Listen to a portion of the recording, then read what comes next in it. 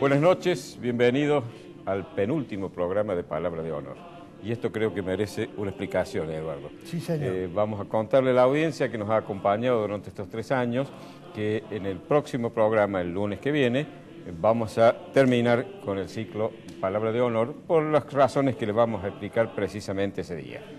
Así que este es nuestro penúltimo programa. Y en él va a estar como invitado alguien que ya estuvo antes, que es el decano de la Facultad de Ciencias Agropecuarias de la Universidad Nacional, que es el ingeniero Juan Marcelo Conrero, con motivo de estos últimos acontecimientos que son de público conocimiento que ha vivido la Universidad Nacional de Córdoba. Bueno, y yo por ser el penúltimo, en el último no voy a hablar ni de política ni de economía, voy a hablar de otros temas.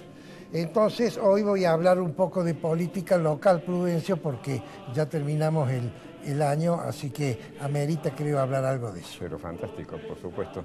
Bueno, ¿nos acompañan?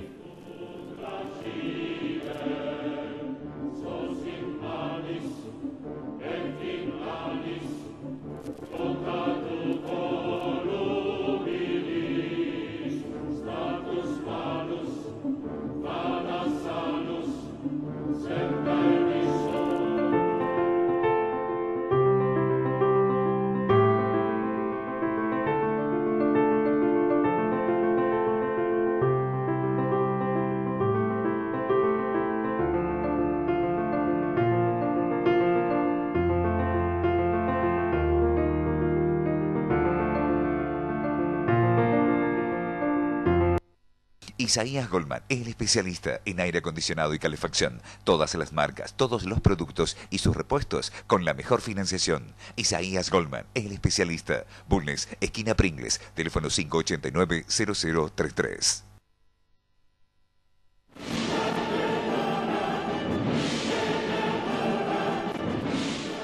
Les dije que con el ingeniero Conrero vamos a hablar de estos episodios que ha padecido realmente la Universidad Nacional de Córdoba en la asamblea para modificar el mecanismo de elección del rector, el vicerrector y los decanos.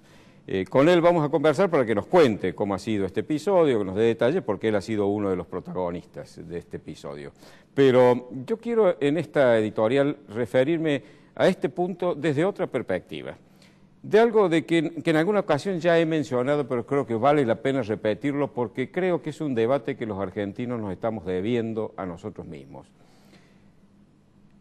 Más allá del bochorno de estos acontecimientos a donde grupos de fascinerosos, inadaptados sociales, individuos que creen que con la violencia se puede violentar la voluntad, se puede atropellar la voluntad de las mayorías en instituciones que se manejan con preceptos democráticos, me parece que subyace otras cuestiones que a mi juicio son más profundas y más serias.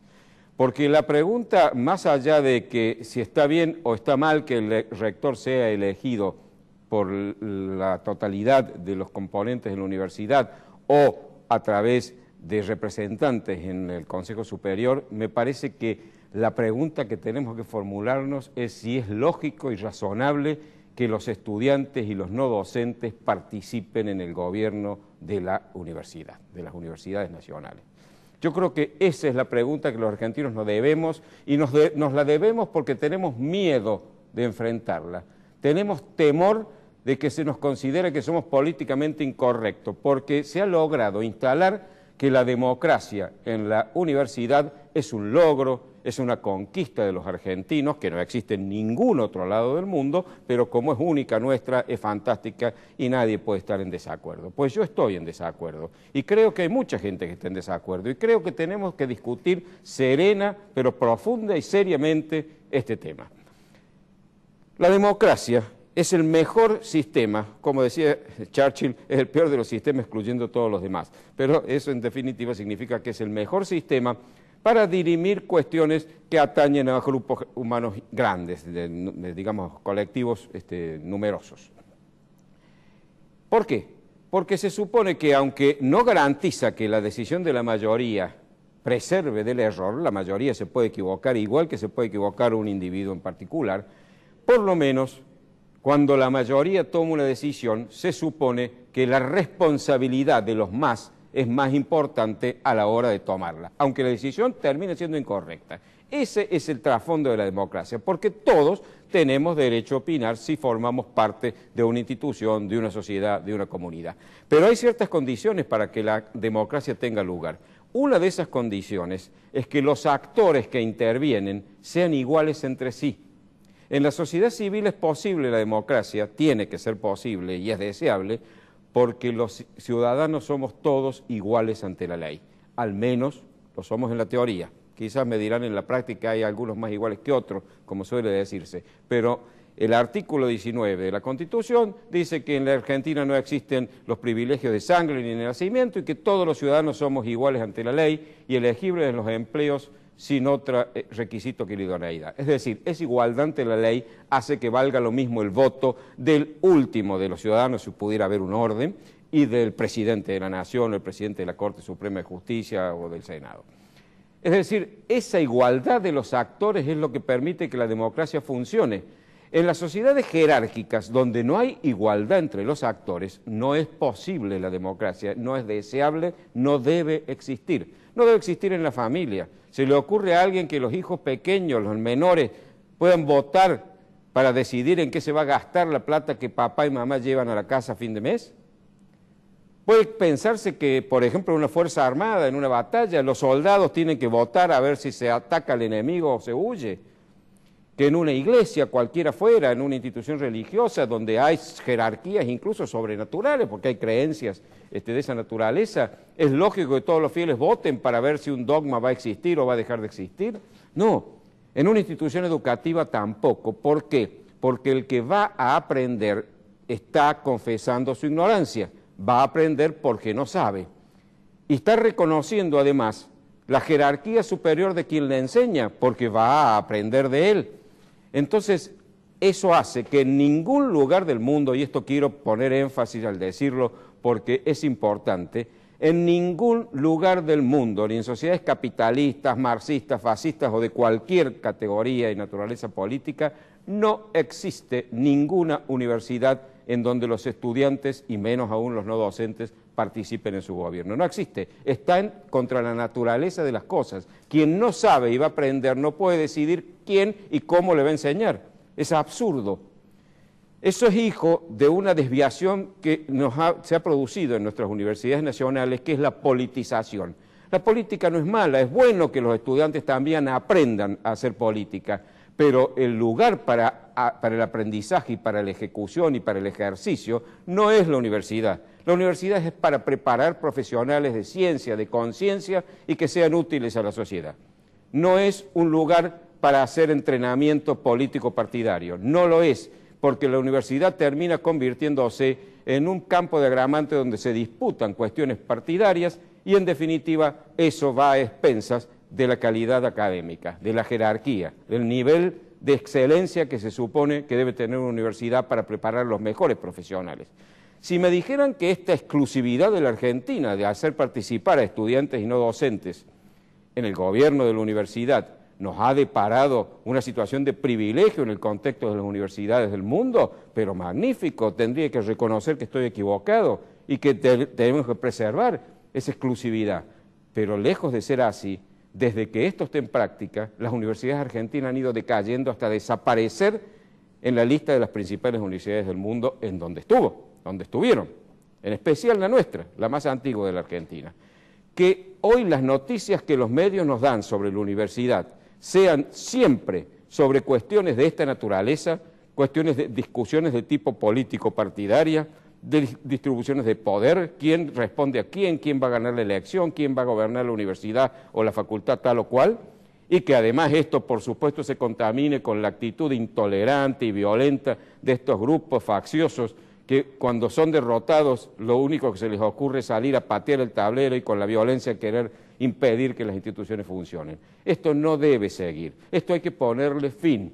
Y estamos también sorteando la discusión de cómo debemos tratar a los violentos, porque les tenemos miedo, porque en definitiva lo que se ha logrado en la universidad, que es muy importante que la Asamblea funcione y que tome las decisiones que la mayoría disponga, es una lástima que salgan impunes a aquellos que actúan, que llevan adelante estas actitudes fascinerosas. Tienen que ser castigados, porque la sociedad no puede funcionar con individuos que no aceptan la opinión de los demás y no aceptan que la mayoría sea la que toma decisiones. Es decir, no son democráticos, son antidemocráticos, son enemigos de la democracia y son violentos. Secuestrar al rector impidiéndole que participe y al vicerrector que participen en la asamblea universitaria no puede ser un hecho que permanezca impune, tiene que ser castigado. Estoy a la espera de que los fiscales, algún fiscal que tenga los atributos suficientes para hacer lo que debe hacer, genere las acciones necesarias, promueva acción penal para que estos señores tengan su castigo. Son personas educadas, se supone, porque tienen títulos universitarios, muchos de ellos. Entonces no les podemos seguir permitiendo que estén prostituyendo las instituciones con estas conductas fascistas, neonazis, que realmente nos agravian a todos y afectan no solo a la universidad, sino a la sociedad en su conjunto. Creo que estas son cosas que debemos empezar a discutir los argentinos. No podemos seguir haciéndonos los distraídos con cosas que cuando los problemas que causan tienen que ser solucionados, no tardan meses o años como la economía, sino que tardan generaciones. Estamos perdiendo el tiempo y tenemos ya 2 o 3 generaciones a las que hemos dañado severamente.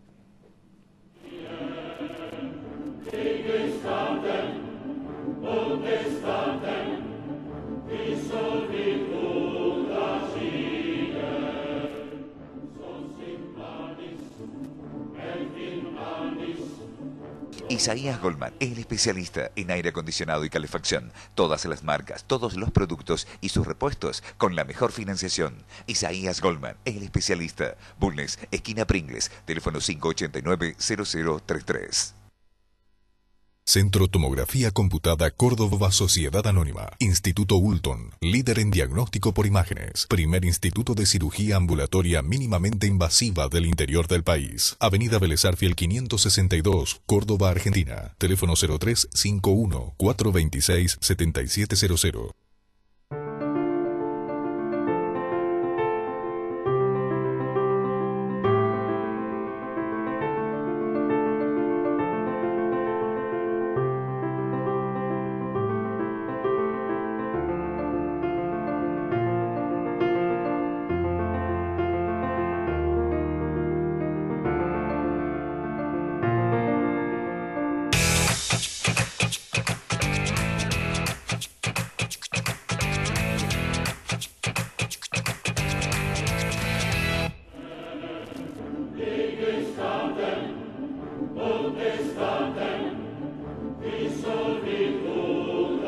Bueno, en este penúltimo programa se va a develar un misterio.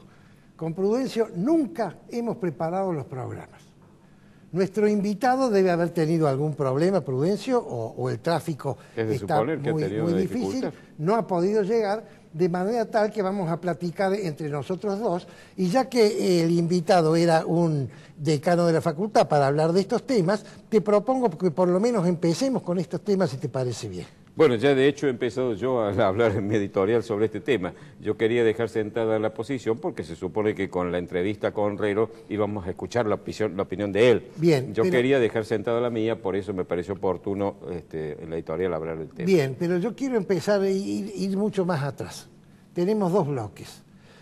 Lo primero que te quiero conversar contigo, Prudencio, es que expliques a nuestra querida teleaudiencia ¿qué es una universidad? Empecemos por ahí. ¿Qué es, a tu criterio, una universidad? Bueno, la universidad, en su definición, es un instituto de enseñanza superior que prepara en estos momentos, en otras épocas fue distinto, graduaba individuos en determinadas ciencias, hoy prepara profesionales en general. Es decir, prepara hombres y mujeres capacitados para desempeñarse en un determinado ámbito profesional. Y se supone que el nombre universidad nos está hablando de la universalidad, no solo de las materias que abarca, sino también de las opiniones que se vierten en su seno. A eso quería llegar. ¿Qué diferencia hay entre una escuela y una universidad, en tu opinión? Bueno, que precisamente la universidad es ámbito de debates de ideas, de propuestas, de teorías, de tendencias. Es decir, todas las que son serias, obviamente, tienen que ser escuchadas y debatidas. Eso se supone que es la universidad. Creo que en ese aspecto las universidades públicas argentinas, en general, en este momento, están cumpliendo con eso, aunque en algunas veces han sido prácticamente cooptadas por grupos de determinada tendencia ideológica, ya sea de cualquiera de ellas, y ha habido segregaciones y discriminaciones muy serias a los que pensaban distinto. Bueno, pero vamos despacio. Quiero que hablemos de la Universidad de Córdoba. ¿Por qué Córdoba, que era una aldea, tiene una universidad? ¿Qué población tenía Córdoba cuando los jesuitas fundan la universidad? 1623. Es un proceso que termina en 1623 cuando se pone en ejercicio, en acto, la Real Cédula de Felipe III y el breve supereminente de Gregorio XV. En ese momento Córdoba supongo que podía tener, calculo, unos 4 o 5 mil habitantes. No es más. Decir, era una aldea. No alcanzaría a ser ciudad hoy.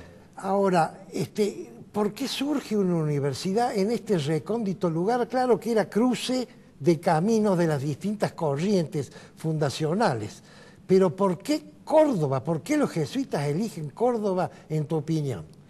Despojate de tu amor a Córdoba, por favor. Eso va a ser un poco difícil, no me puedo despejar, pero voy a tratar de prescindir un poco de él. Yo creo que hay incluso algunas palabras del primer provincial. Cuando se funda la provincia jesuítica del Paraguay, año 1604, si la memoria no me está jugando una mala pasada, que abarcaba todo lo que hoy son Argentina, Uruguay, Paraguay, Bolivia y Chile, deciden poner la capital, digamos, el centro de gobierno, en Córdoba. ¿Por qué el primer provincial, que es el que la instala, el padre Diego de Torres, decide Córdoba? Bueno, por ser el centro de todas estas provincias, de buen clima, vida barata, facilidad de acceso a las cosas necesarias. Es decir, su ubicación geográfica evidentemente estaba jugando un papel importante.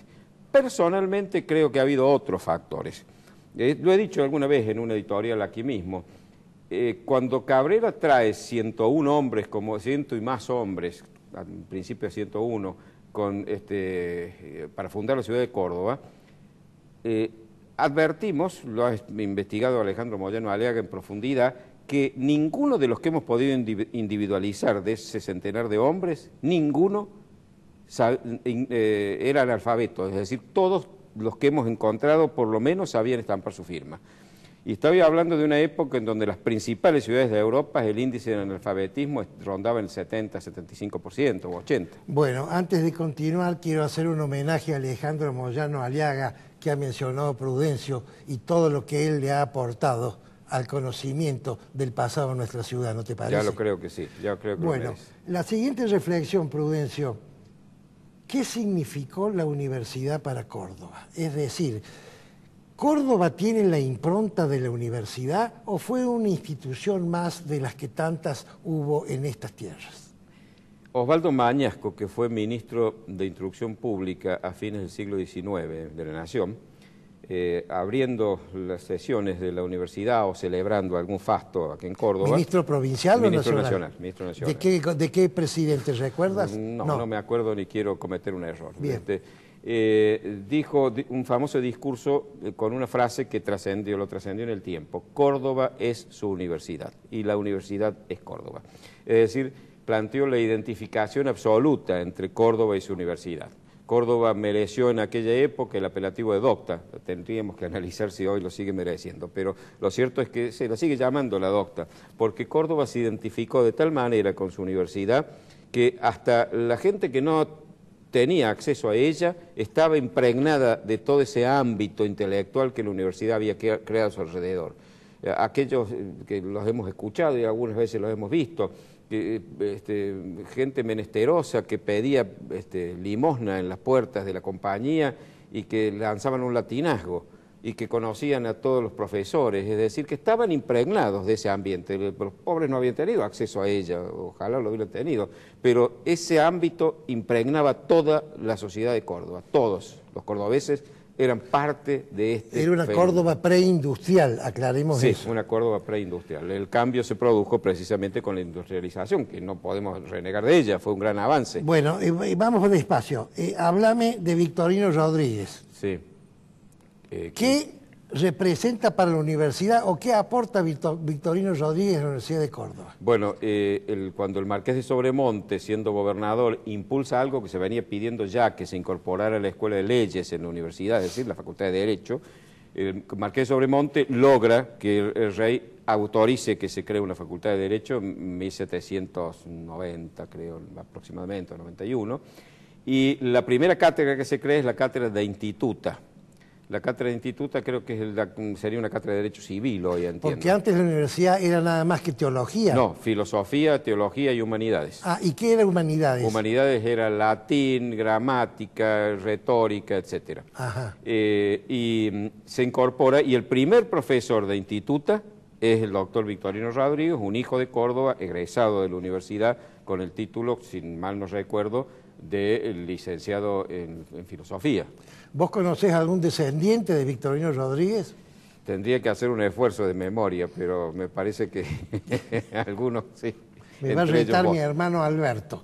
Bueno, continuemos avanzando entonces. Pero creo que estamos ya para cortar. Fede, Sí. ¿cortamos? Bueno, Sí. cortamos y seguimos en el próximo bloque.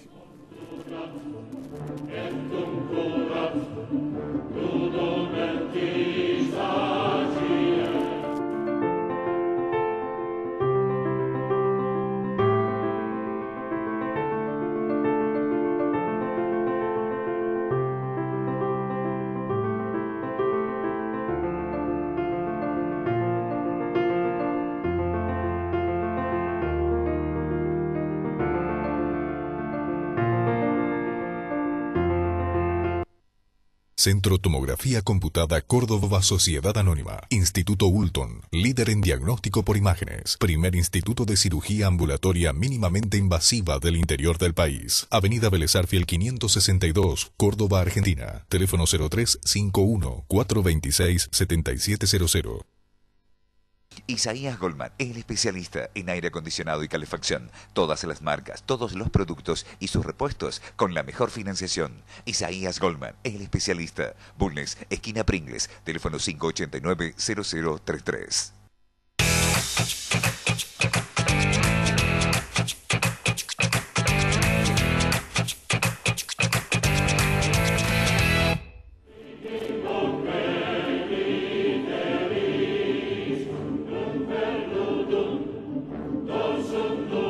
Bueno, Prudencio, continuemos avanzando. Hemos llegado a la reforma universitaria. Yo te confieso que en mi infancia y primera juventud, en los comentarios de sobremesa en la casa paterna mía de mi abuelo materno, se hablaba de la reforma y los contertulios estaban medio en contra de la reforma, así que yo primero crecí pensando eso hasta que me di cuenta que la reforma era la modernización de la universidad. ¿Cuál es tu opinión? ¿Y vos sufriste esta misma metamorfosis que yo? En alguna medida sí, lo que pasa es que un tío mío, un hermano de mi padre, participó en la reforma. Fue incluso con otros dos amigos quienes enlazaron la estatua del doctor Rafael García, un acto de vandalismo, por supuesto, para voltearlo, la ataron para golpe de un automóvil. ¿La estatua que tiene el secreto? La estatua que estaba en la plazoleta de la compañía. Y mi abuelo había prohibido que los llevaron preso y mi abuelo prohibió que mi abuela se enterara, porque se moría. Entonces en casa medio se trataba el tema delante nuestro muy poco. Pero después investigando, conociendo, leyendo más que investigando sobre el tema, me doy cuenta de que la reforma fue una reacción contra un grupo muy impregnado de un clericalismo que no permitía que la universidad se abriera a los nuevos tiempos. Y entonces participaron allí liberales, socialistas y algunos comunistas. Es decir, curiosamente unidos detrás de esta idea de abrir la universidad. ¿No lo tomó el radicalismo como No, bandera? el radicalismo lo toma después. Son muy pocos los radicales que participan. No hay ningún nombre de un radical importante que participe en la reforma. Irigoyen, sí, que ya era presidente en ese momento, toma la reforma y la acompaña. Pero acá en Córdoba no, el radicalismo era muy clerical en ese momento. El padre Leodoro Fierro lo había marcado en sus inicios con fuerte clericalismo. Manuel Demetrio Pizarro, toda gente que era gente muy de la iglesia. Lo cierto es que lo malo de la reforma fue la violencia. A mí la violencia como instrumento de acción política no solo no me gusta, sino que la repudio. De manera que esa parte de los episodios de la reforma no me gustan, los rechazo. Quemar el retrato de Trejo y otros retratos, romper el salón de grados y instituciones instalaciones de la universidad me parece que era inaceptable. Ahora, los principios de la reforma fueron buenos y ahí se empieza a hacer elecciones para conformar el Consejo Superior, pero cuidado, los estudiantes participaban en la elección pero no en el Consejo, no podían ser elegidos, lo pero cual votaban. Era un buen sistema, sí, votaban en un porcentaje pequeño, pero no participaban en el gobierno, votaban profesores. Y no votaban, por supuesto, los no docentes, que no tiene sentido, un disparate. Una persona que se ocupa, por ejemplo, de la limpieza de una repartición universitaria, con todo el respeto que me merece, no es una persona capacitada para participar en el gobierno de la universidad. Bueno, es absurdo. Paremos ahí, Prudencio, y tenemos que avanzar porque se nos va el tiempo. Te voy a hacer la pregunta fundamental de este tema, que vos ya la has soslayado a la respuesta. ¿Quién es el dueño de la universidad? Y la universidad es pública, y público significa del pueblo.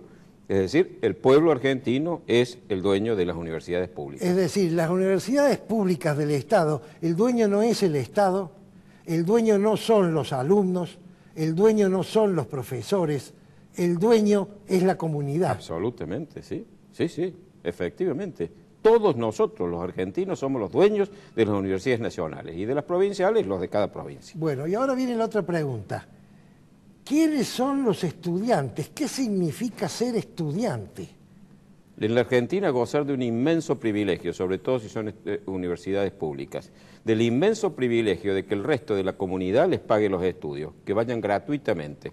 Pero antes de llegar a eso, ¿ser estudiante significa inscribirse en la facultad o ser estudiante significa rendir por lo menos el 20% de las materias que debes rendir por año? ¿Me estás preguntando con respecto a lo que en realidad es o con respecto al deber ser? Al deber ser. En mi opinión, yo creo que si alguien está recibiendo ese semejante beneficio, de semejante privilegio de que el resto de la sociedad le pague estudios superiores, tiene como obligación que acreditar que está siendo acreedor a ellos, es decir, rindiendo debidamente y mostrando los avances de sus estudios y que está justificado que el resto del pueblo le siga pagando. Que el hijo del obrero, que no puede mandar su hijo a la universidad, porque cuando llega a la edad de entrar tiene que ponerlo a trabajar para ayudar al mantenimiento de la familia, que ese individuo que cada vez que compra algo paga el 21% de IVA, está pagándole al hijo del rico los estudios universitarios, cosa que es una distribución perversa de la riqueza. ¿Por qué el rico no paga a su hijo la Universidad Nacional? ¿Por qué no le paga?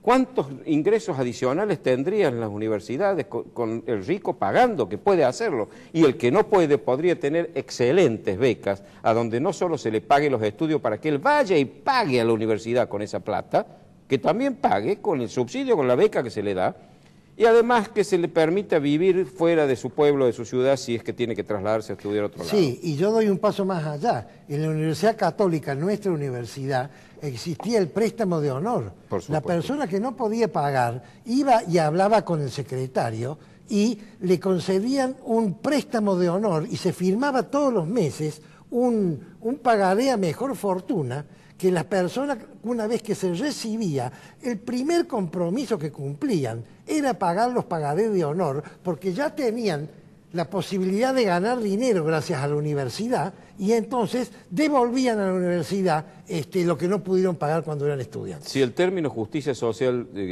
tuviera algún sentido, para mí no lo tiene, toda justicia social, porque si no hay sociedad, ¿qué justicia queremos? Un individuo que vive aislado no necesita justicia.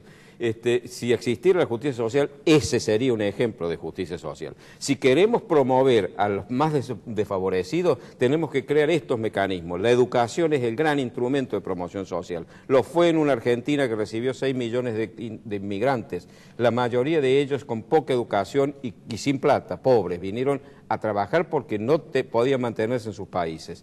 Esas posibilidades que les dio todo esto son las que hicieron que esa gente se convirtiera en individuos útiles al país, lo hicieran progresar, y muchos de ellos hicieron grandes fortunas y grandes capitales industriales, etcétera. Es decir, esa es la verdadera promoción social. El subsidio es precisamente la mejor manera de perpetuar la pobreza en aquellos desfavorecidos. Bueno, tenemos que cortar. Te iba a hacer una pregunta muy interesante. ¿Puedo hacerla? ¿Tengo un minuto? La última pregunta entonces.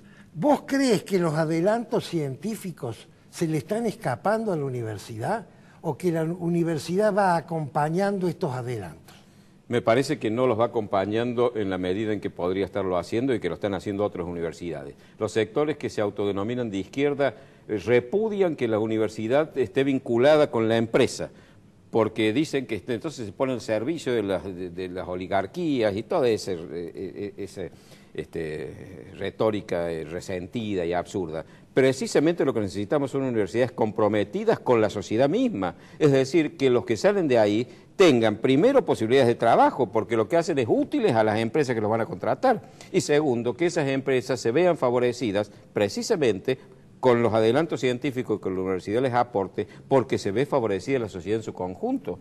Así crece una sociedad. Ahora, si queremos hacer crecer una sociedad permanentemente apuntando en contra de las empresas prósperas, competitivas, creativas, que están creando riqueza y fuentes de trabajo, entonces los resultados son los que tenemos a la vista. Bueno, ya estamos, ¿no? Bueno, se nos ha acabado el tiempo. Lamentamos mucho que no haya podido venir nuestro invitado, pero bueno, así son las cosas en esta ciudad y en este país.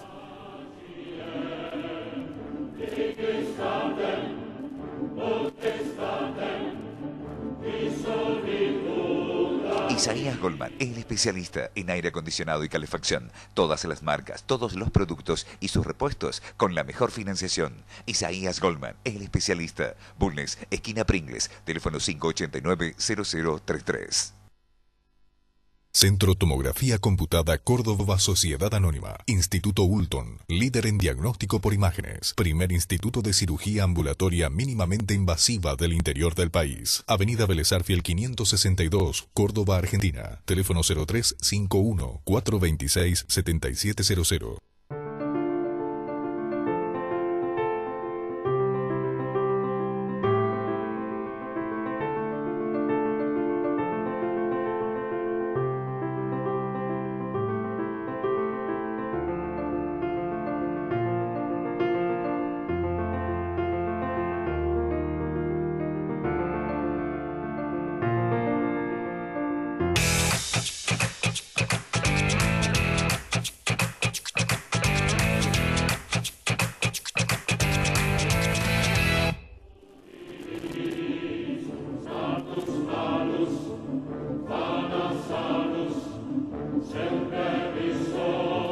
La semana pasada tuvimos una reunión en una institución que se dedica a la amistad y al servicio.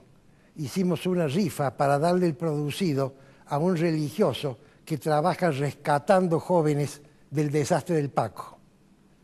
Hicimos una rifa exitosa, hubo 9 donaciones más y después una persona de nuestro grupo que había ganado un auto en otra rifa donó 50.000 pesos. Llegamos a recaudar 80.000 pesos. La gente estaba exultante. Realmente esto es fabuloso el éxito que hemos tenido. 3 días después, abro el diario La Voz del Interior, era domingo, en la página 3 veo la propaganda del gobierno de la provincia de Córdoba, con una foto de este tamaño del actual gobernador, contando que había comprado una flotilla de autos para la policía. el costo de esa propaganda de ese día era 10 veces lo que nosotros recaudamos en un almuerzo de 70 personas. Entonces yo me pregunté, está muy bien lo que hacemos, debemos seguirlo haciendo, pero haríamos mucho más servicio a la comunidad si aquellas instituciones privadas que tienen acceso a la opinión pública exigieran al gobierno, explicándole a la comunidad, que no se pueden gastar fortunas en pseudocomunicaciones que en realidad son propagandas ni siquiera partidarias sino personales. No podemos hacer eso con una provincia, nunca, pero menos en el caso de una provincia que tiene déficit. ¿Por qué ocurren esas cosas? Porque utilizan la fuerza del aparato del Estado. ¿Por qué? El actual gobierno está hace 5 periodos en el gobierno. Ustedes van a decir, ¿cómo me dice eso? Si ha habido una alternancia entre 2 personas. Ha habido una alternancia entre 2 personas, pero el poder la tiene uno solo. Y eso solo se consigue en un escenario democrático libre. 5 periodos solo se consigue con un aparato del Estado. Fíjense que yo no conozco otro caso en el mundo. Yo conozco Roosevelt 4, pero Roosevelt tuvo el New Deal y después tuvo la Segunda Guerra. Pero 5 ninguno. ¿Saben por qué? Porque la sociedad cada vez tiene más apetencias. Mientras mejor está, más exige. A Churchill cuando terminó la guerra no lo reeligieron. En cambio acá tenemos 5 periodos y vamos para el 6º si las cosas siguen así.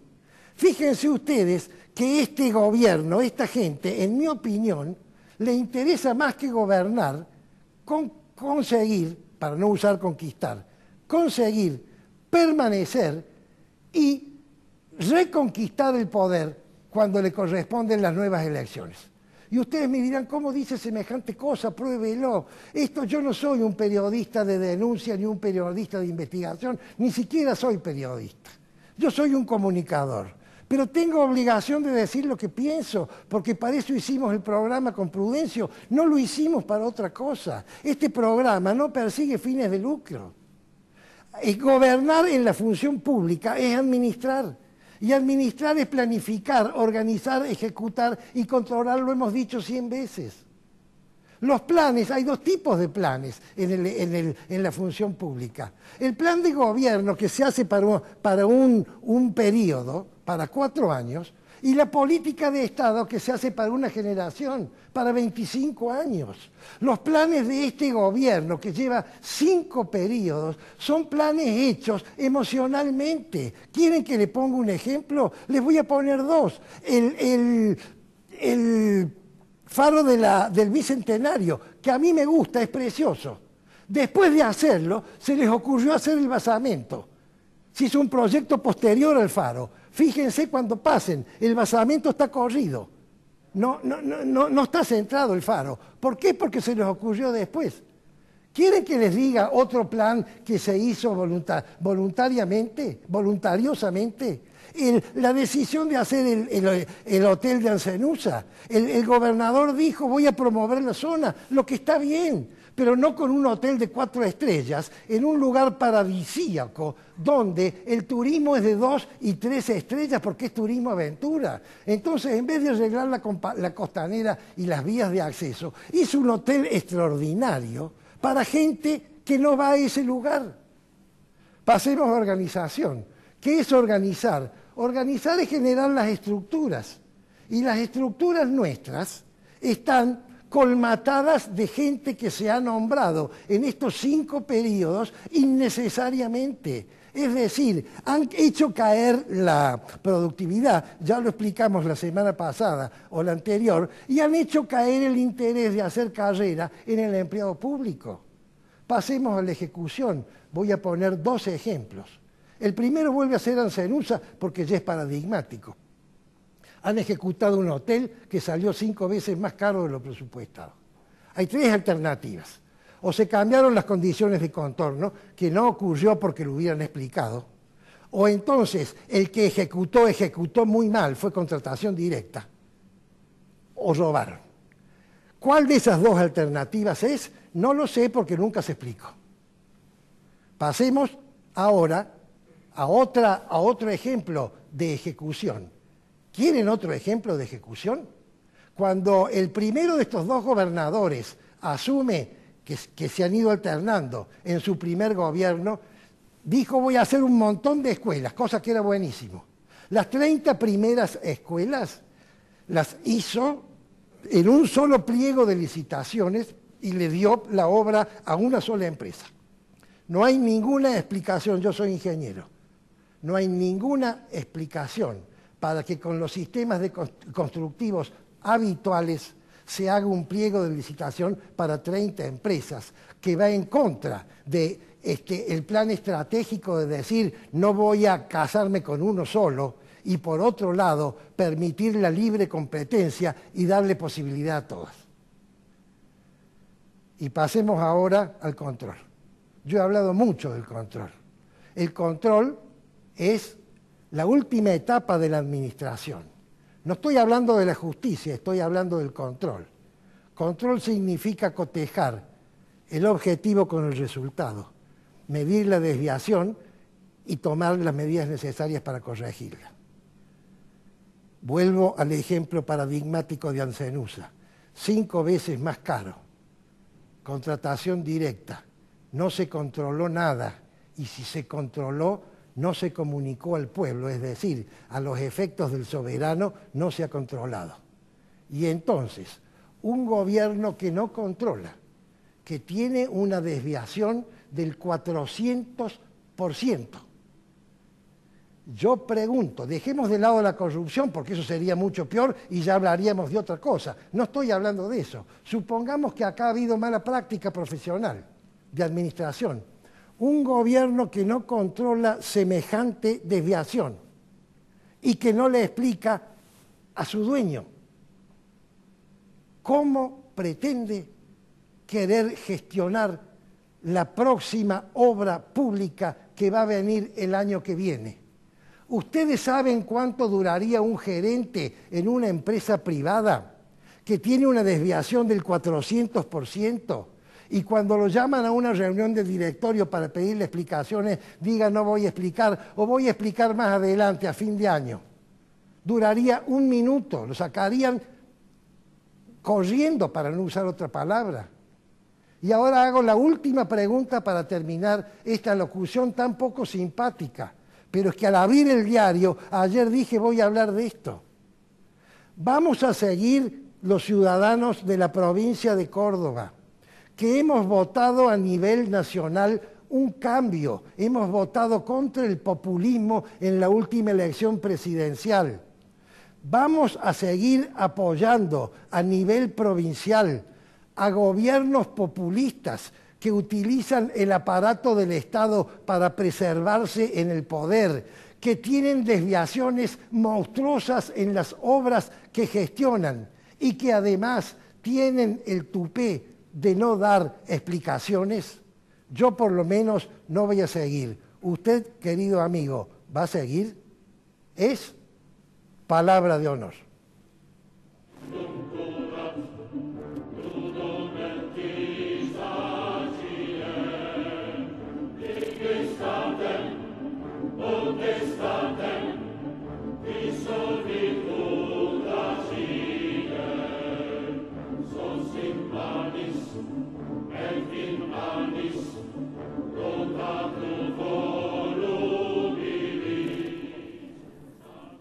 Yo había pensado, ya que probablemente el próximo programa, que como les hemos anticipado va a ser el último, vamos a tratar de rescatar algunos logros que podemos haber tenido en estos 3 años. Voy a dedicarme a este penúltimo programa, ya lo tenía pensado, a señalar mis frustraciones, es decir, aquellos fracasos, aquellas cosas en donde no obtuvimos el resultado que esperábamos. Eduardo se ha ocupado recién de una de ellas, que es el no haber creado en la opinión pública la conciencia suficientemente fuerte para repudiar el uso indebido de los recursos públicos en propaganda personal. Lo acaba de decir. No tengo más que agregar, salvo una cosa, que estaba haciendo números, La publicidad que salió ayer en la página entera de un diario matutino, el más importante de Córdoba, con la imagen, como decía, del gobernador, su nombre en negrita, etcétera, como siempre, está su imagen, la de su señora o la de ambos, todos los domingos. En esta hablaba de lo que se va a hacer, pero además decía que se han comprado 50 camionetas para la policía. El costo de esa propaganda, de esa publicidad, de esa página, es el de 3 de esas camionetas. Es decir, si no hubiera dilapidado esa plata en beneficio de sí mismo, ese dinero nuestro, si lo hubiera llevado al bolsillo para pagarle al publicista en su beneficio, entonces en el lugar de 50 habría podido comprar 53 camionetas. ¿Les parece que hay lógica comprar 50 camionetas y pagar la publicidad para hacer conocer lo bueno que es al precio de 3 de ellas? Una locura. Bueno, pero eso ya se ocupó de Eduardo, no sigo. Otro de los temas que ustedes me han escuchado hablar muchas veces y que a fuerza, incluso a riesgo de ser reiterativo y de cansarlos, lo voy a insistir porque tampoco he logrado crear conciencia, no he logrado que la opinión pública se levante a decir basta con esto. Es el cuidado de nuestros monumentos históricos, el cuidado de la ciudad, el espacio público que en Córdoba está permitido apropiarse de él en forma particular y usarlo como se le dé la gana, perjudicando al resto de los ciudadanos. Justamente por ser público no pertenece a ninguno de nosotros en particular, pertenece a todos. Y en tanto pertenece a todos, no puede ser apropiado por 1, por 2, o por 10, o por 100, o por 500, o por 5.000. Es de todos. Les voy a pasar algunas fotografías que ustedes seguramente ya han visto porque las he pasado en otras ocasiones, para que vean cómo la negligencia de la gestión municipal ha hecho que el espacio público en Córdoba esté absolutamente en manos de quien quiera apropiarse de él. Y no hay el menor control, la menor actividad. El centro de la ciudad está totalmente invadido por vendedores ambulantes, o no tan ambulantes, porque tiran un trapo en el piso y ahí se sientan a vender sus objetos. Cualquier objeto, por supuesto, fruta, verdura, salame, queso, etcétera. Ya vamos a ver la foto, señor director. Cuando yo se las pida, la vamos a ver. Todo el centro de la ciudad, absolutamente. Lo que usted quiera comprar, se compra al lado del negocio que paga la luz, los impuestos, el sueldo de los empleados, en fin, todo lo que tiene que pagar a alguien que arriesga su capital y su trabajo para poner un negocio. En la puerta de su negocio, un individuo con una manta vende las mismas cosas que él está vendiendo adentro. Por supuesto, si son de contrabando o mala vida y no paga ningún impuesto ni ningún gasto, se vende a un precio menor. Con lo cual hay una competencia desleal a ese hombre. Y a todos nosotros un perjuicio muy grande, porque estamos permitiendo que un particular se apropie del espacio público, es decir, el espacio de todos. Ahora sí, señor director, si es tan amable, vamos a ver. Miren, esta es la plaza mayor de la ciudad, la Plaza San Martín.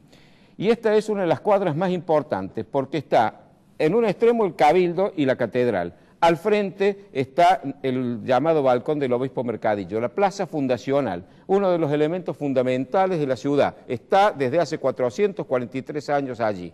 Miren ustedes lo que es sobre calle Rosario de Santa Fe. Una hilera interminable de roperos con ruedas a donde se vende ropa, en plena plaza, instalados todos los días. El señor intendente o no se entera, o no le importa, o es cómplice. Porque no puedo entender que el señor intendente no sepa que no es facultad de él aplicar las ordenanzas, es una obligación que tiene que cumplir y no la está cumpliendo. En otros lugares eso sería una causal de destitución, incumplimiento de los deberes de funcionario público. El señor intendente quiere ser gobernador de la provincia. No quiero pensar el estado de decadencia en que caería la provincia con solo ver el estado en que ha dejado la ciudad en estos últimos 5 años que ha gobernado. En la foto siguiente vamos a ver otro lugar, un lugar también emblemático, es la parte de atrás de la catedral, 27 de abril, esquina Trejo. Frente está la iglesia de las Catalinas y aquí en el fondo de la catedral se levanta la estatua del fundador de la ciudad, don Jerónimo Luis de Cabrera, y al lado, hace poco tiempo, la estatua del primer santo argentino, nuestro comprovinciano, el cura Brochero. Pues ahí ven ustedes, por ejemplo, una apropiación. Este grupo se apropió de eso para hacer vaya a saber qué cosas. No sé si autorizado o no por la municipalidad, pero no puede apropiarse del espacio urbano. El espacio público es para que todos lo disfrutemos, no para que alguien se apropie en su beneficio. En la siguiente van a ver ustedes otra apropiación. Ahí, por supuesto, para hacer barullo, alto barullo. ¿Por qué? No sé, tenían ganas de hacer barullo, entonces pusieron trapos, cortaron, cerraron el espacio, se apropiaron de él y empezaron a hacer barullo. En la siguiente vemos un grupo que por lo menos 3 o 4 veces a la semana se instala. Es un grupo de militares que defienden la soberanía de Malvinas, defienden teóricamente, por supuesto, es decir, con unos ataques realmente muy agresivos hacia los ingleses, y bueno, aparentemente están defendiendo la soberanía argentina. Pero ¿cómo defendiendo la soberanía argentina, apropiándose del espacio público? Fíjense ustedes todo lo que ocupan allí, tapando el monumento al fundador y al cura Brochero, colgando trapos con banderas inglesas, etcétera, y banderas argentinas, pero esto es increíble. Yo alguna vez les he dicho, por favor, piensen un poco, ¿qué es lo que logré? Que un individuo vestido de traje de fajina militar me insultara a los gritos y me dijera que estaba vendido a los ingleses, que era pro-británico y una serie de estupideces que ni merecían la pena ser respondidas. En la foto siguiente vemos otra perspectiva de esa misma ocupación de esta gente, mírenlo ustedes, se ve la perspectiva de Calle Trejo. Miren el espacio que ellos 3 veces o 4 por semana se apropian y dificultan incluso el paso de los peatones por allí, en nuestra peatonal de Calle Trejo.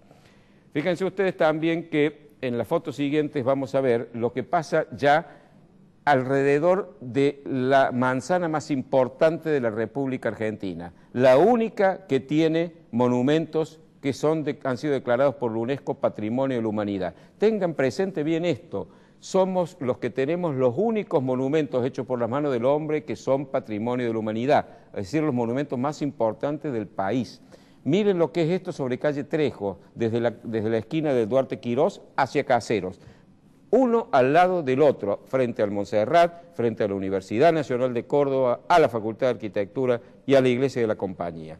Ese es el espectáculo que el señor Mestre nos está dando todos los días, consintiendo o por lo menos haciéndose el distraído o no siendo capaz de corregirlo, que esto ocurra permanentemente. Se vende de todo, absolutamente todo, incluso material que no se puede vender, como por ejemplo anteojos, que una ley prohíbe venderlo fuera de las ópticas, cosas evidentemente de contrabando, cosas pirateadas como películas, por ejemplo, películas pirateadas que es un delito. Bueno, hay un juez que dijo que si hay menos de 80 no es delito. Parece que matar a uno no es delito, hay que matar 10 por lo menos. En cualquier momento nos van a decir eso.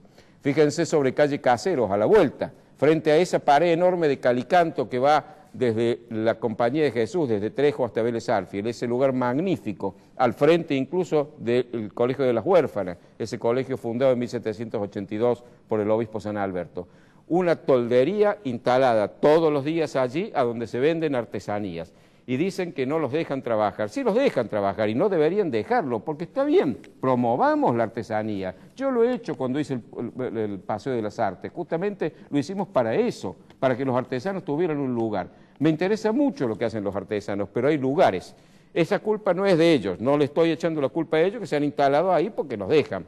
El señor intendente municipal no puede seguir consintiendo esto. ¿Y saben qué?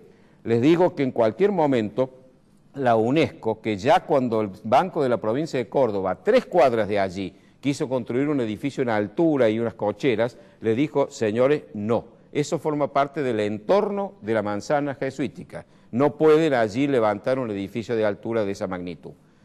Pues aquí, en el entorno inmediato, no a 3 cuadras, sino en las mismas cuadras que bordean a la manzana, estamos viendo este espectáculo. ¿Qué estamos esperando? Que algún día tengamos el papelón internacional que la UNESCO nos levante la declaración de monumentos patrimonio de la humanidad. ¿Eso estamos esperando? Pues yo lamentablemente confieso mi fracaso. No he podido movilizar a mis conciudadanos, a la opinión pública, para que vayan a reclamarle al intendente que haga cumplir las ordenanzas. Estas y muchas más, pero estas sobre todo, porque con los monumentos históricos tenemos que tener un cuidado especial. Somos los legatarios de generaciones que siglos atrás nos han ido dejando estas cosas y no estamos actuando, digamos, como herederos responsables de ese patrimonio que ellos nos legaron. Entonces, lamento mucho que en estos 3 años no he podido hacer más. Ojalá que alguien con más capacidad que yo para convencer a la gente algún día haga que los cordobeses reaccionemos y digamos, basta, esto no se puede tolerar. No saliendo a la calle a atropellar derechos de otros, sino exigiéndole a las autoridades que hagan lo que deben y, llegado el caso, repudiándolos con nuestro voto negativo para hacerles ver que lo que han hecho no es lo que deben.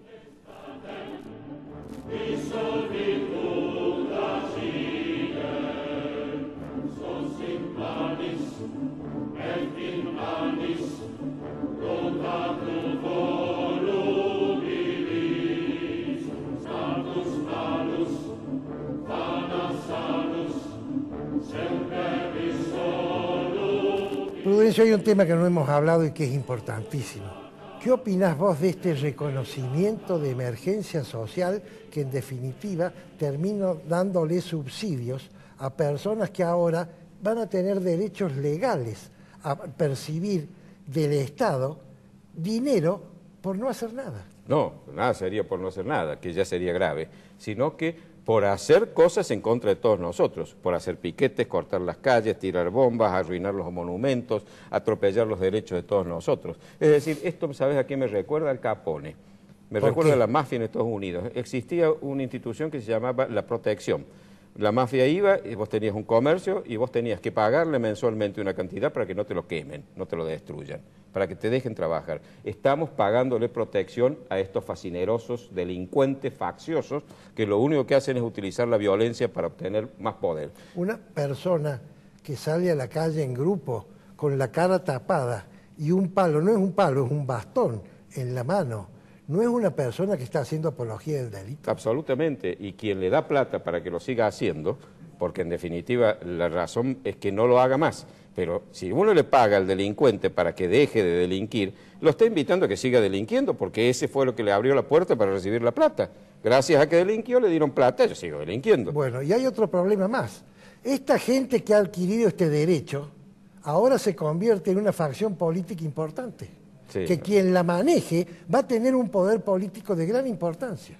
Creo que ha sido un grave error del gobierno nacional, pero lo ha hecho, yo creo que presionado por otra fuerza que le están tratando de debilitar, están tratando de quebrar al Estado para ellos volver al poder en algún momento. Y dolorosamente, lo digo con profundo dolor como católico, también impulsado por su santidad el Papa Francisco, que ha hecho que este marxista piquetero que se llama Juan Grabois, que dice ser el vocero, y el Papa no lo ha negado, que habla en nombre del Papa, haya sido uno de los que presionaron para que se les diera este pago de extorsión para que no sigan destruyendo el país. Sí, no, pero el Vaticano ha explicado que el Papa solo tiene los voceros oficiales. Ahora yo termino haciéndole un alegato a la gente. Si nosotros no reaccionamos, si nosotros no nos damos cuenta de que acá la facción productiva que hemos hablado en todos los programas está de alguna manera pagándole al resto del país, va a llegar un momento en que todos van a ser empleos públicos, van a ser subsidiados, van a ser picoteros y va a haber un solo obrero que produzca. Sí, Venezuela o la Unión Soviética. Lloramos por ti, Venezuela. Se nos ha acabado el programa, nos veremos entonces el próximo lunes, último programa del año y de nuestro programa, si Dios quiere.